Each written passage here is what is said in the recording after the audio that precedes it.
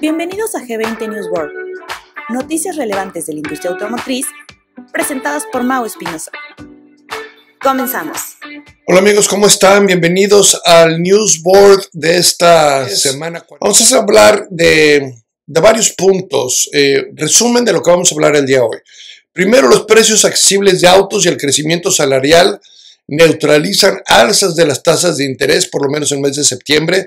Esto se ve en México. Los compradores de autos disfrutaron de un mercado de vehículos nuevos más accesible en el mes de septiembre, a pesar del aumento de las tasas y las dificultades económicas. Esto gracias a los ajustes salariales que han existido a través del año. Informe mensual de Cox Automobile, las medidas de accesibilidad mejorarán tanto en el mes como año tras año. Vamos a hablar de esto un poco a detalle. Descenso mensual de precios de mayoreo y la actualización de las ventas para el final de año y la primera mitad de octubre. Los primeros días de octubre vieron una disminución del 1.6% en los precios de mayoreo en los vehículos, y el índice de valor de vehículos usados a la mitad del mes de octubre, de acuerdo a Manheim, cayó 211 puntos. Igual vamos a adentrarnos un poquito más. Ventas de vehículos eléctricos avanzan en el tercer trimestre. La participación del mercado de Tesla disminuye un porcentaje importante. Las ventas de vehículos eléctricos alcanzaron las 313,000 unidades del 1 de julio al 30 de septiembre, aumentando casi un 50% desde el tercer trimestre del 2022. Stellantis y Ford despiden a 1,250 empleados después de la actualización de United Auto Workers de la UAW. Stellantis anunció planes para suspender 700 empleos en 2 plantas, y Ford, después de sus despidos de 550, llegó a un acuerdo con la UAW. Ford es la primera marca que llega a un acuerdo en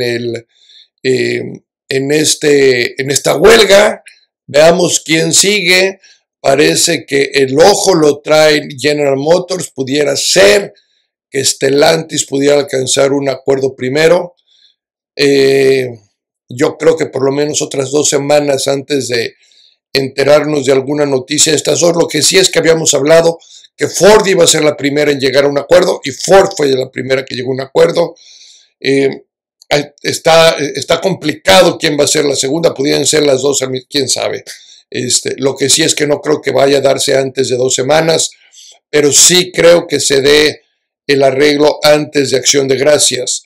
Vamos a hablar de los consumidores que están evitando un mercado de autos usados por el aumento de precios, etcétera. Identificar un mejor socio en la recolección de datos para tu concesionaria, analizando últimas tendencias de los consumidores de la industria en vehículos eléctricos y en la economía mexicana, una perspectiva general. La economía mexicana está en medio de una expansión generalizada con un crecimiento esperado del 3,2% para el 2023, liderado por un sólido consumo privado e inversión, particularmente en las industrias de servicios, construcción y producción automotriz. Se espera que el crecimiento se modere en el 2024 al 2,1% y mantener una tasa política actual hasta alrededor de mediados del 2024. Esto debería permitir que la inflación regrese a los objetivos de Banxico para el 2025, 2024 todavía no.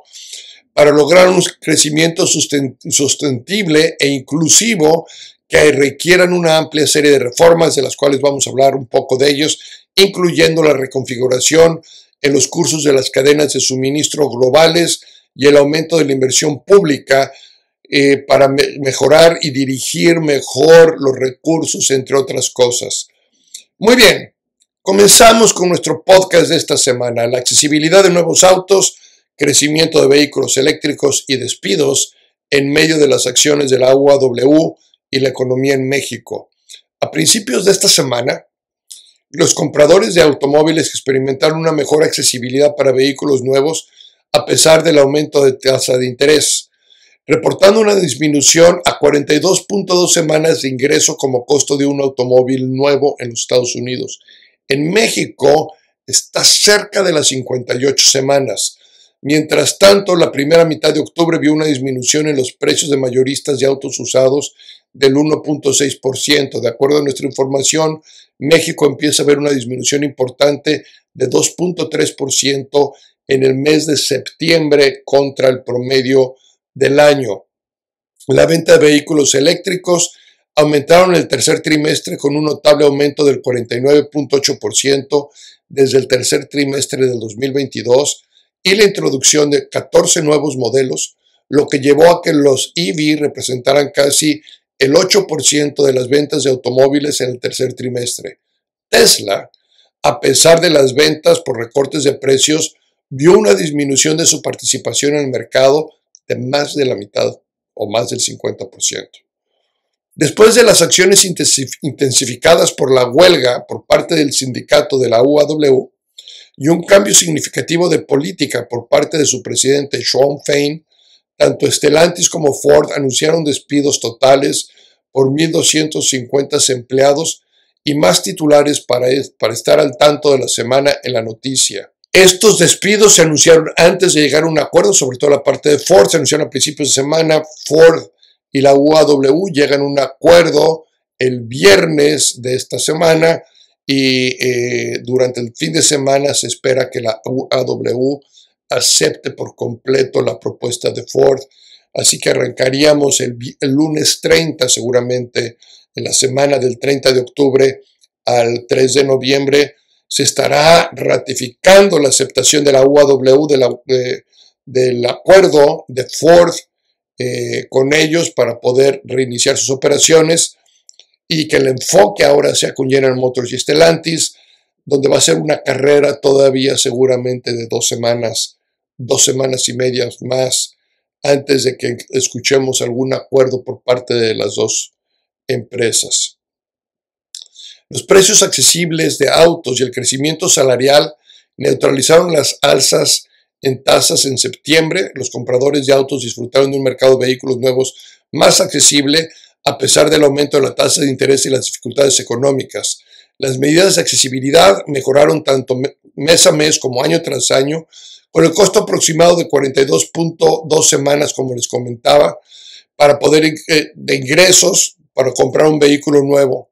Esta disminución del 0.9% de agosto y del 1.6% de hace un año exactamente. El número no solo representa uno de los periodos más favorables para consumidores en el mercado de vehículos, sino que también marca la primera vez que la accesibilidad de un vehículo nuevo ha mejorado anualmente desde antes del inicio de la pandemia del COVID.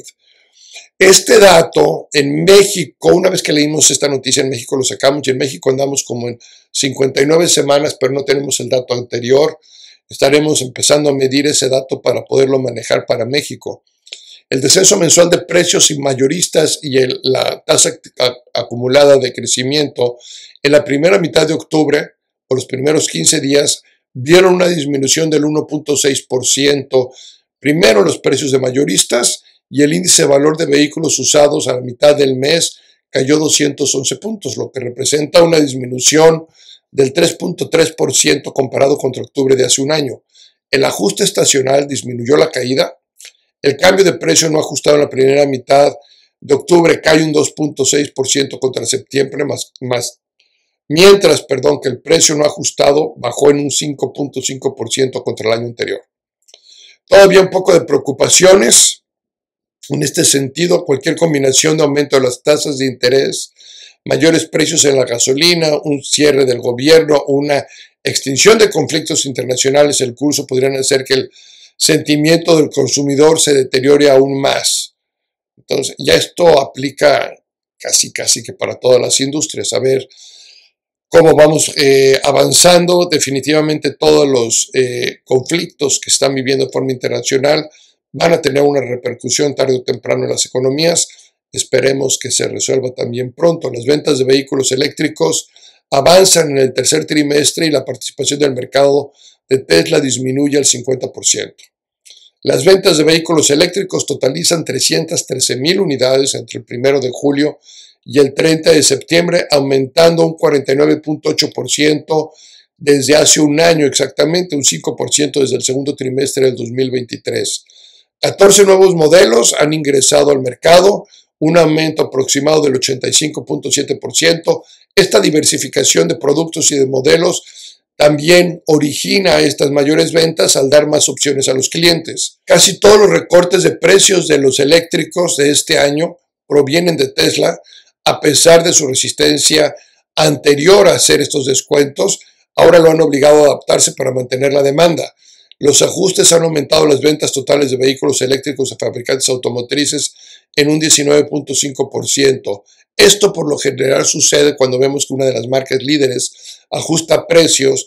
Lo que crea es una intención de compra, y esta intención de compra no es nada más para su marca, automáticamente es para la industria, y la industria se ve siempre favorecida con una estrategia de este tipo.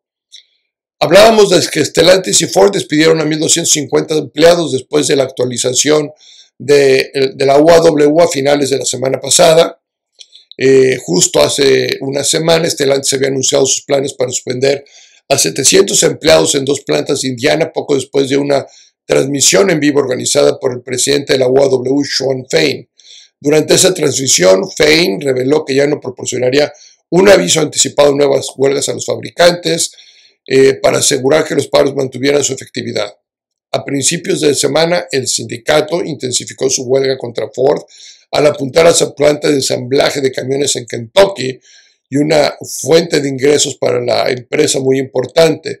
Ford respondió de forma inmediata diciendo que despediría 550 empleados, y más tarde hace el ofrecimiento del incremento del 25% a la base salarial, lo que da los primeros indicadores del acuerdo, y finalmente hablan de los otros acuerdos que vienen en la parte del bienestar del empleado, que seguramente a principios de semana, entre el lunes 30 y el miércoles 1, seguramente estaremos viendo la autorización de la UAW, de la aceptación del ofrecimiento de Ford, de lo que deja las premisas o deja unos cimientos puestos para las otras 2 marcas. Senadores, por otro lado, lanzaron un esfuerzo para bloquear estándares estrictos de emisiones son 25 los senadores republicanos y un senador demócrata, John Manchin, que respaldan el proyecto de la ley que anularía los estándares de emisiones propuestos recientemente por la Agencia de Protección Ambiental, el EPA, anunciados a principios de este año. Estas regulaciones impondrían las políticas más estrictas sobre el cambio climático en la historia de los Estados Unidos.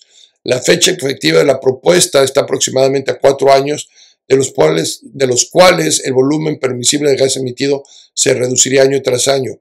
Este plan obligaría efectivamente a los fabricantes de automóviles a compensar las emisiones mediante la venta de combustible alternativo, vehículos híbridos y eléctricos, o enfrentar las fuertes sanciones. Esta parte sigue peleándolo mucho la parte republicana para tratar de extender los tiempos. Es un debate político fuerte que va mucho más allá de lo que estas emisiones hacen o no hacen. Hay muchos intereses de fondo. Por lo pronto, la gran mayoría del Senado del lado de los republicanos está peleando contra estas iniciativas que han puesto y que provienen directamente de los acuerdos internacionales como el Acuerdo de París. Dar voz a los propietarios de negocios. En fusiones y adquisiciones se postula para el Congreso Jerry Watkins. ¿Qué quiere decir esto? En un episodio de Inside Automobile, el presentador Jim Fitzpatrick, que es acompañado por el consultor de compraventa de concesionarios Jerry Watkins, que ha hecho más compraventas que ningún otro y lleva 24 años trabajando en el sector automotriz con éxito impresionante, y sus experiencias le han brindado una visión no solo en las necesidades de los concesionarios de automóviles, sino en las necesidades de los propietarios de estas pequeñas empresas. Discuten el cómo poder postular a una persona con este conocimiento de los negocios a un distrito de Congreso en Alabama, lo que representaría que él fuera un representante del Estado en los Estados Unidos. ¿Por qué sería importante tener a alguien como esto en el Congreso?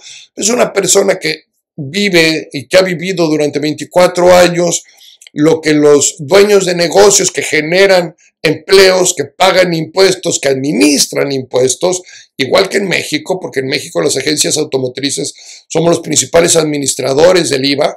retenemos y pagamos, y es una cantidad impresionante de impuesto lo que se administra a través de las agencias y lo que significa esto en los negocios y la cantidad de empleos que se generan y el pago que se genera a estos empleos es de las industrias que mejor pago por empleado tiene México y Estados Unidos, ambos países pagando un 20% por arriba del promedio de lo que paga el país.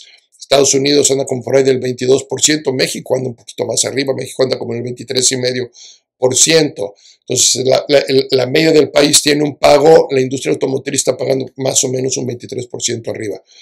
La importancia de tener una persona como esta en el Congreso es que puede ver los negocios desde otra perspectiva. Dentro de otras noticias, las ventas de autos en octubre parecen ser que van a ser más fuertes de lo que se pronostica. Esto de acuerdo a Standard & Poor's Global Mobility Analysis, que esperan que las ventas de Estados Unidos aumenten en la segunda parte de octubre y han expresado su preocupación en el sector automotriz en caso de que la huelga continúe, o sea, todas las dificultades de fabricación y que las tasas de interés se mantengan altas, lo que parece que no va a suceder ninguna de las dos cosas. El pronóstico es que se alcanzará el 1.22 millones de unidades en octubre, ligeramente por encima de octubre del año pasado, lo que situaría la tasa anual ajustada a 15.7 millones de unidades. Venimos hablando desde las últimas semanas que el que estemos arriba de las 15.5 millones de unidades va a ser un gran año para Estados Unidos.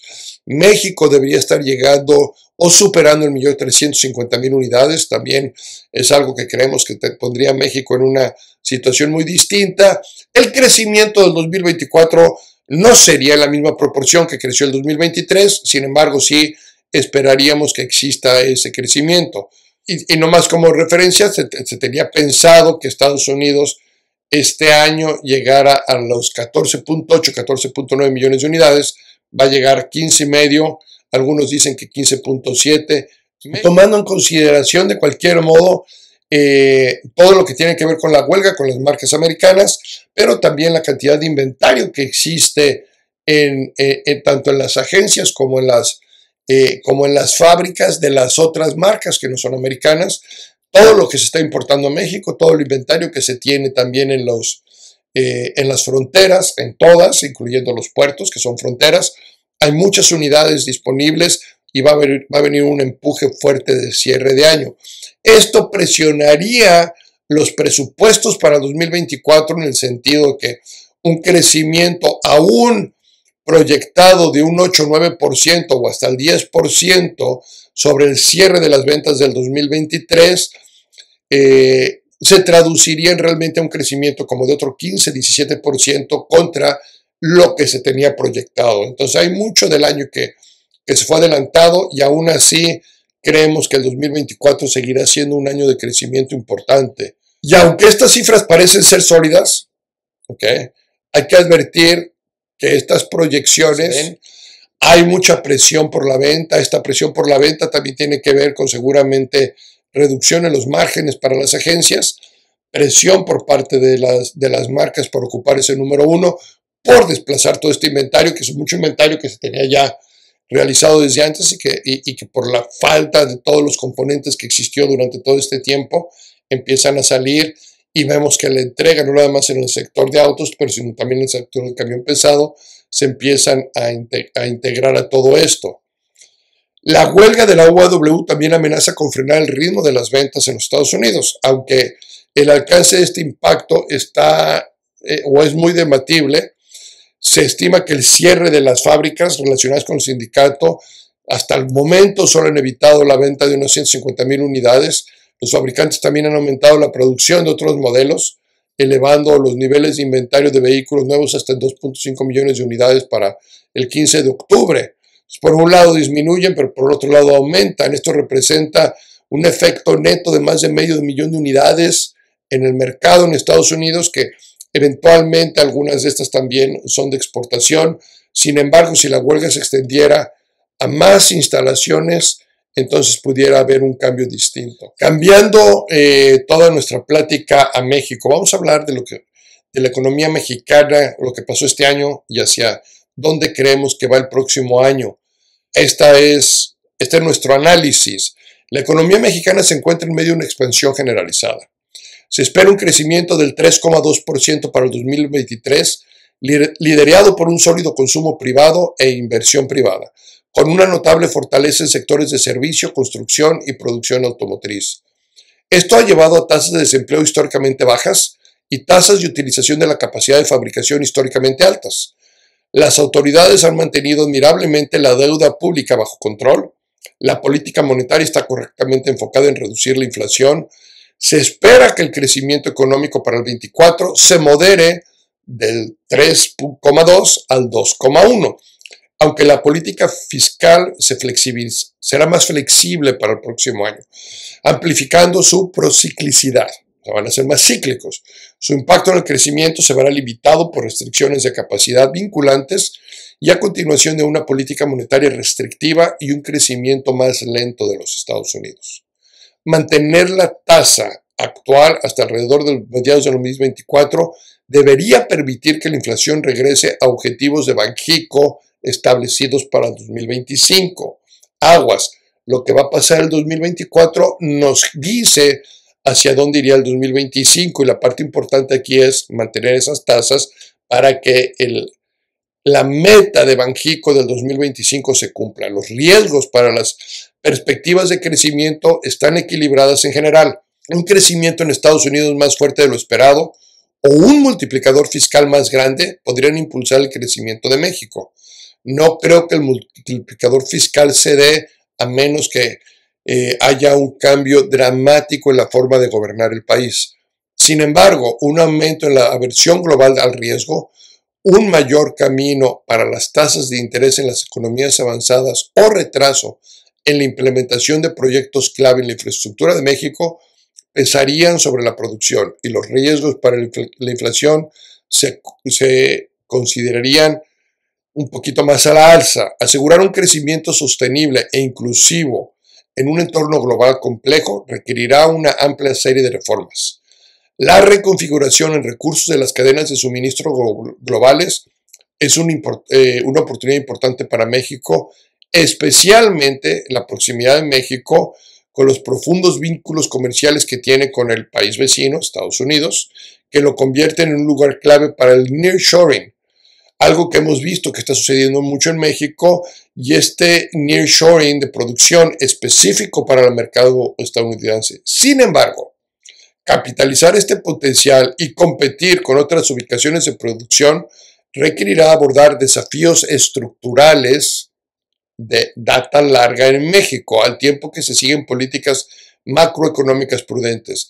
Esto requerirá una inversión pública más alta y mejor dirigida a una mejor gobernanza, aumentar el acceso a fuentes de financiamiento nacionales, aumentar la participación de tanto de mujeres como diversidad en la fuerza laboral y cambiar el consumo hacia fuentes de energía más limpia. En cuanto a política fiscal, el resultado esperado en el 2023 ampliaría el historial de las autoridades en el cumplimiento de sus objetivos fiscales. Se proyecta que el déficit general será del 3,9% del PIB para el año y un aumento del 0,5% del PIB en el balance primario estructural. El bajo rendimiento de los ingresos se está compensando solo parcialmente con límites en el gasto del capital. A pesar del aumento del déficit fiscal, se espera que la deuda bruta del sector público siga disminuyendo para finales del 2023 y se proyecta que sea sostenible con una alta probabilidad a mediano plazo. El camino fiscal planificado para 2024 es excesivamente procíclico. Las presiones presupuestarias de ingresos más bajos se ven agravadas por un aumento específico en el gasto corriente, es decir, salarios, pensiones y gastos sociales, y en un mayor gasto frontal para complementar proyectos de inversión emblemáticos. Se espera un aumento del déficit del 5,4% del PIB y un impulso fiscal del 2,4% del PIB. Esto estimulará la demanda de un aumento que la economía está operando por encima de su potencial y la inflación aún no ha regresado al objetivo del Banco Central. Esto probablemente llevará a un camino más alto para las tasas de interés, pero al mismo tiempo una moneda más fuerte, una mayor relación entre deuda y PIB y una disminución más lenta de la inflación de lo que sería en otro caso. Al final, esta postura fiscal es más restrictiva y va a ser más consistente con los esfuerzos que está buscando Banxico para que su inflación regrese al objetivo en el 2025, no en el 2024, en el 2025. El claro registro del apoyo a Pemex en el presupuesto de 2024, tanto en exenciones fiscales como en transferencias directas, de una forma es un paso positivo. El cambio en la presentación aumenta la transparencia y ayudará a facilitar una discusión sobre las compensaciones entre dirigir recursos públicos a Pemex en lugar de otras prioridades presupuestarias. El apoyo presupuestario continuo para Pemex debería condicionarse a planes creíbles para mejorar la viabilidad comercial de Pemex. Esto es lo que está sucediendo. La próxima administración enfrentará decisiones drásticas para adherirse al camino fiscal a un mediano plazo previsto. Se pronostica una gran consolidación para 2025, que ejercerá una carga significativa sobre el crecimiento, revirtiendo e impulsando todo lo que se espera en 2024, cumplir con objetivos requeridos en medidas fiscales sustanciales alrededor del 2,5% del PIB, y en su mayoría relacionadas con los aumentos de ingresos no petroleros que están significativamente por debajo de los ingresos que genera la OECD y América Latina. Estos pueden incluir eliminar la tasa cero del IVA, racionalizar exenciones, sobre todo racionalizar las exenciones que existen, ampliar el impuesto sobre la renta personal. Este es un dato que, dependiendo de qué sector del gobierno gane las próximas elecciones, se dará o no se dará. Una parte lo apoya, la otra parte no lo apoya, hay que ponerlo.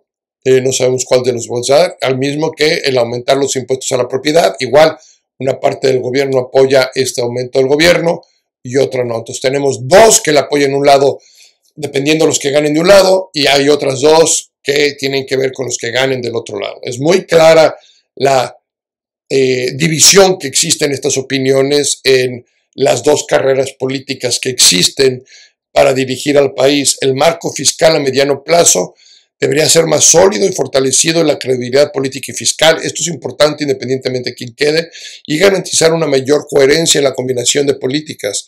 Los cambios deberían incorporar un marco de presupuesto de mediano plazo que sea creíble, no de más de un año, sino de mediano plazo. La creación de un espacio fiscal adicional para una política de mayor aceptación en esta parte cíclica, es decir, una contracíclica del futuro.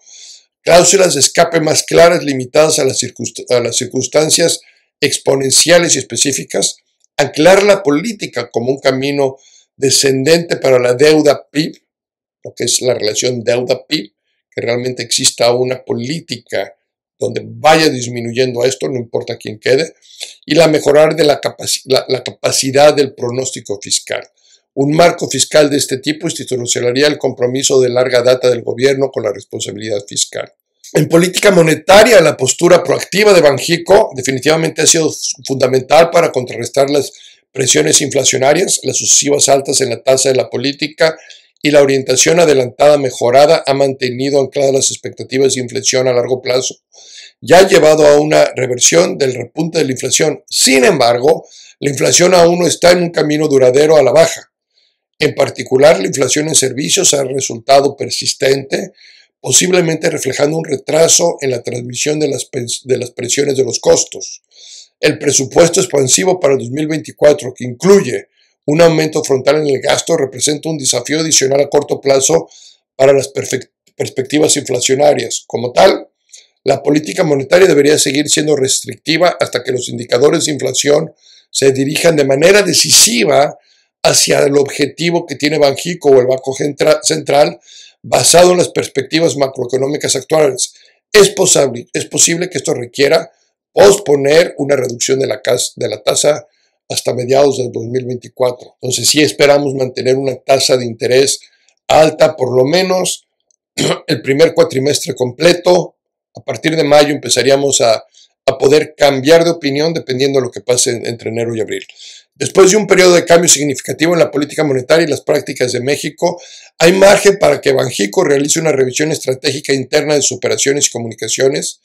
El mandato legal de Banxico, con respecto al efectivo de la inflación ha servido bien a México hasta ahora, se ven bien los resultados.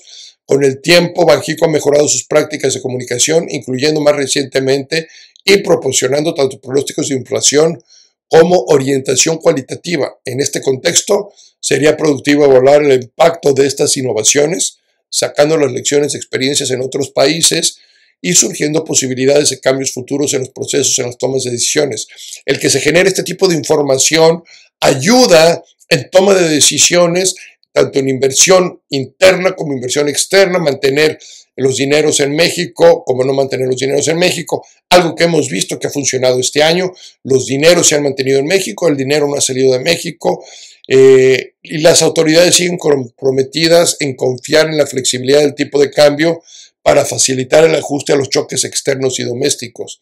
El marco integral de las políticas del Fondo Monetario Internacional no identifica fricciones materiales que justifiquen intervenciones regulares en el mercado cambiario en México. Esto es clave, esto es excelente. Mercados de divisas profundos y líquidos, así como desajustes de divisas limitados en los balances nacionales, abogan por limitar las intervenciones en divisas a casos en los que exista una clara interrupción de los funcionamientos adecuados del mercado de divisas. La tasa de interés debería seguir siendo el instrumento principal para anclar las expectativas de inflación y mantener la inflación, el objetivo de Banxico, por debajo del 3% para el 2025, una vez más. En política financiera, como se subrayó en la evaluación de estabilidad del sistema financiero del 2022, el sistema financiero sigue siendo resistente y resiliente a los shocks. Los ratios de capital son sólidos y las pruebas de estrés de Banxico muestran que los niveles de capital seguirán estando por encima de los mínimos regulatorios, incluso de los escenarios más severos a la baja. Esta resistencia sistemática se demostró a principios de este año cuando surgieron tensiones en los sistemas financieros de algunas economías avanzadas. Las instituciones financieras mexicanas estuvieron bien protegidas de todos estos efectos secundarios, a pesar de una breve venta de acciones de los bancos nacionales. Especialmente, el sistema no experimentó salidas significativas de depósitos. Si bien habían existido las tensiones en algunas instituciones financieras, es poco probable que el sector represente riesgos sistemáticos, dado su tamaño relativamente pequeño, los que hicieron, ¿no? Las autoridades han logrado avances importantes en la implementación de recomendaciones del FSAP y las autoridades están revisando su caja de herramientas macroprudenciales. Banxico y el regulador bancario y de valores, la CNBV, junto con otras autoridades financieras mexicanas, están actualizando su capacidad de monitorear y responder a los ciberataques.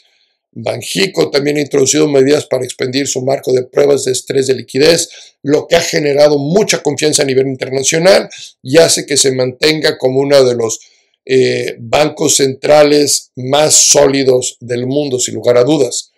En cuanto a reformas estructurales, para empezar a cerrar nuestro podcast, para lograr un crecimiento más inclusive y sostenible, se requerirán reformas ambiciosas en México, seguramente. El crecimiento per cápita en México tiene que seguir dándose. Estamos muy rezagados con respecto a los pares y este crecimiento va a tener que impactar de forma inicial tanto en el sector público como en el sector privado. ¿Por qué va a tener que impactar? Porque va a tener que haber aumentos en los ingresos personales que se dan a través de las nóminas y los pagos que se están generando. Si bien es cierto, hemos aumentado, en la medida en que los ingresos per cápita aumente, también se dará un crecimiento importante en el país.